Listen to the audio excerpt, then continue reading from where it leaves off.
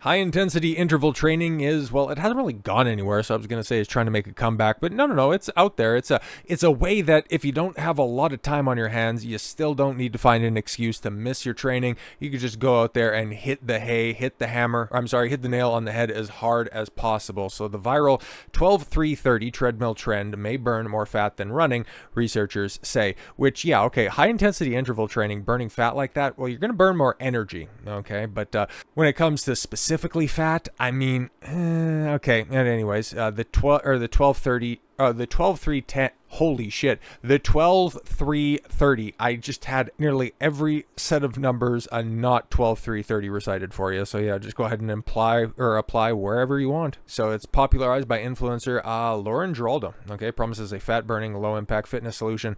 Walk it incline for 12% at a pace of about 3 miles per hour for 30 minutes. Okay, that's actually, it's interesting because high incline power walks is when I first started exercising 20 years ago. Holy shit, at this point in time.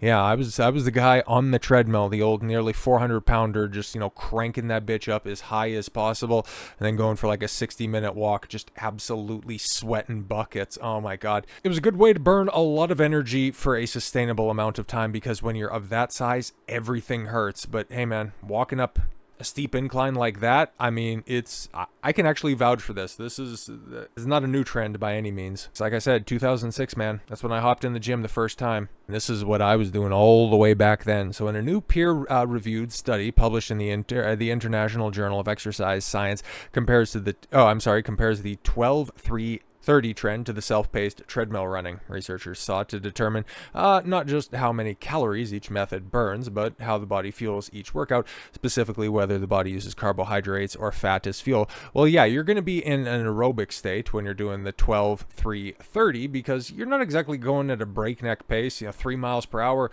It's actually quite slow, especially when you hop on a treadmill. Like, you're just gagging and ready to go. I think you're kind of psyching yourself up whenever you're hitting the treadmill. So yeah, the moment that 3 comes around, that's just kind of a leisurely pace. Obviously, you're getting more of an exercise because you have a fairly steep incline right there. So yeah, you are gonna... An aerobic exercise is fueled off of fats, that makes sense. But yeah, if somebody's out there on a run, they're going to be more likely to tap in their carbohydrate stores or have that energy producing system in their body activate more quickly. Anyways, in the study, 16 healthy adults, a male and female, participated in 2 workouts, one session of the 12-3-30, there we go, and 1 session of running at a pace that they can maintain for about 20 to 25 minutes.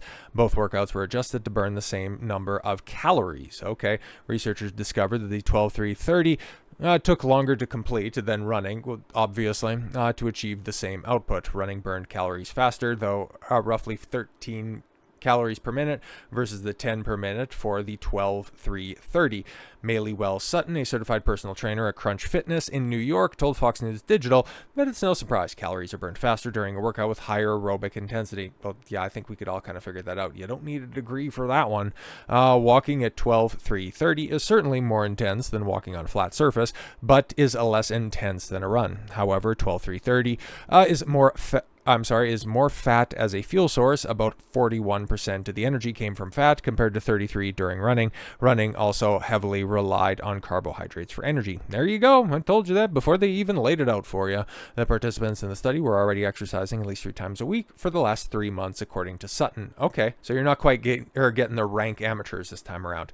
Now that means the study doesn't consider less active individuals who actually make up a larger percentage of the population. And essentially, we can draw conclusions about how the average person's body may adapt to these workouts over time. The researchers emphasize that actual fat burning advantage to the 12-3-30 is modest. Well, yeah, it's also something that's not going to negatively affect you or be as high impact on the joints as running is going to be, and I would highly recommend it for anybody starting out. Like that right there, it's very achievable, but it's going to do a hell of a lot for you in the realm of cardiovascular activity. And anything like this that gets people in the gym, I'm for it. So yeah, man, for a seasoned athlete, like I could just go ahead and summarize this for you, but yes, which is better?